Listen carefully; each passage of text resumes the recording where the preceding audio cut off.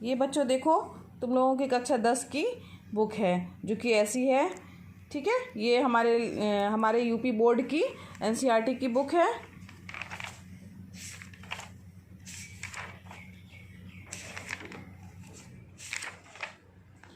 ये विषय सूची की ओर ध्यान देते हैं। विषय सूची में हमारे कौन कौन से चैप्टर हैं एक बार उसको देख लें। पहला चैप्टर है इसका वास्तविक संख्याएं, ठीक है। इसमें वास्तविक संख्याओं के बारे में हम पढ़ेंगे। दूसरा है बहुपद। तीसरा है दो चर वाले रैखिक समीकरण युग्म। चौथा चैप्टर है इसका द्विघात समीकरण। पांचवा है समांतर श्रेणियाँ। छठवां है त्रिभुज। सातवां है निर्देशांक ज्यामिति। आठवां चैप्टर है हमारा त्रिकोणमिति का परिचय। नौवां चैप्टर है त्रिकोणमिति के कुछ अनुप्रयोग। 10वां है वृत्त। 11वां है रचनाएं और 12वां चैप्टर है वृत्तों से संबंधित क्षेत्रफल। इसके बाद हम आगे बढ़ते हैं। इसका 13वां चैप्टर है पृष्ठीय क्षेत्रफल और आयतन। 14वां चैप्टर है सांख्यिकी और 15वां चैप्टर है प्रायिकता। कुल मिलाकर हमारे पास इसमें कितने चैप्टर हैं? 15 चैप्टर हैं, ठीक है बच्चों। तो ये तो हो गई हमारे सिलेबस में कितने चैप्टर हैं उनकी बात। और इसका पहला चैप्टर है वास्तविक संख्याएं। तो वास्तविक संख्याएं, इसके बारे में हम पढ़ेंगे। और इस वास्तविक संख्याएं क्या होती हैं? वास्तविक संख्याओं के लिए वास्तविक संख्याएं जो हैं, जो हमारी गिनने वाली संख्याएं हैं वो सारी वास्तविक संख्याएं कहलाती हैं। जैसे 1 2 3 4 5 ये सारी संख्याएं हमारी वास्तविक संख्याएं कहलाती हैं। अगर इन वास्तविक संख्याओं में रियल नंबर्स में अगर हम 0 को भी ऐड कर दें तो वो हमारी संख्याएं क्या कहलाती हैं? पूर्ण संख्याएं कहलाती हैं। 0 1 2 3 4 डैश ये हमारी कौन सी संख्याएं हैं? पूर्ण संख्याएं हैं। यूक्लिड विभाजन प्रमेय हम पढ़ेंगे इस चैप्टर में, जो कि हमारे लिए नया है। यहाँ पर यूक्लिड विभाजन प्रमेय क्या है? तो इसमें यदि a और b धन पूर्णांक हो तो a बराबर होता है bq प्लस r, जहाँ पर r जो है वो 0 से बड़ा होगा या तो 0 के बराबर होगा और b का मान जो है वो r से छोटा होगा, या r जो है b का मान r से बड़ा होगा, r जो है वो b से छोटा होगा। और यहाँ पे हमारी q और r जो संख्याएं हैं वो पूर्ण संख्याएं होंगी। अब यूक्लिड विभाजन प्रमेय के द्वारा हमें एचसीएफ निकालना सीखना है।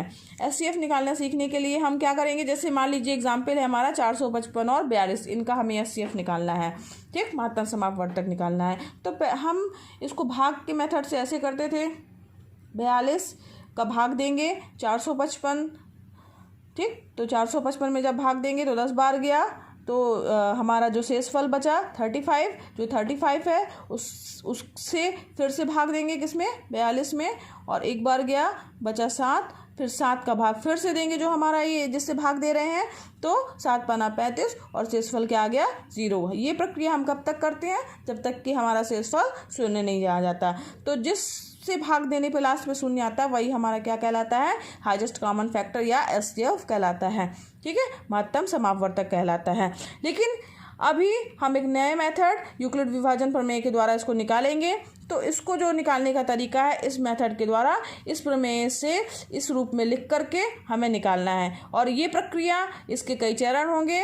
ये जो चरण होंगे वो कब तक करते जाएंगे हम? कितने चरण बनेंगे? वो जब तक हमें करनी पड़ेगी जब तक कि हमारा शेषफल शून्य ना आ जाए, ठीक है।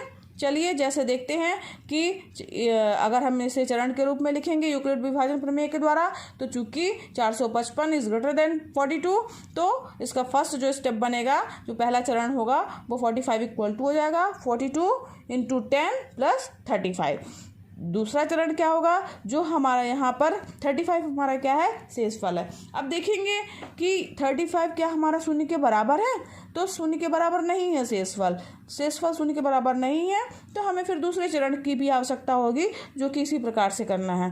तो यहाँ पे जो हमारा ये 42 है, इसको ये यहाँ पे लिखेंगे और उसके बाद फिर हम इसको जो है, जो हमारा शेषफल आया है उससे भाग करेंगे। तो यहाँ एक बार भाग गया है तो मल्टीप्लाई बाई 1, और जो रिमाइंडर आया है, जो शेषफल आया है, वो यहाँ पर हम लिखेंगे, ठीक है, समझ में आया। अब हम फिर देखेंगे कि जो हमारा यहाँ पे आ रहा है शेषफल, क्या वो शून्य है? अगर वो शून्य है तो ठीक है, हमारी प्रक्रिया वहीं रुक जाएगी। लेकिन अगर शून्य नहीं है तो हमें उसके लिए दूसरे नेक्स्ट चरण की ओर जाना होगा, और ये प्रक्रिया हम तब तक करते रहेंगे जब तक कि हमारा शेषफल शून्य नहीं आ जाता है। तो शेषफल जो है इसमें कितना आया है, हमारा शेषफल आया है 7, जो कि शून्य के बराबर नहीं है। इसलिए हमें नेक्स्ट चरण की ओर जाना होगा, और नेक्स्ट चरण फिर से लिखेंगे।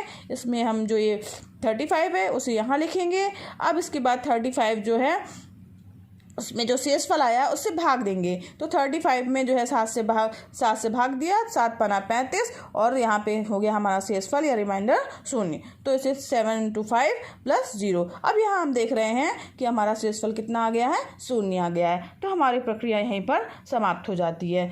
तो अतः HCF हमारा कितना आ जाएगा, 7 होगा। ये हमारा जो है ये मेथड जो है वो यूक्लिड विभाजन प्रमेय कहलाता है। इसके द्वारा हम इस प्रश्नावली में, जो हमारी बुक की प्रश्नावली है वास्तविक संख्याएं, इसमें हम इससे संबंधित सवाल हल करेंगे।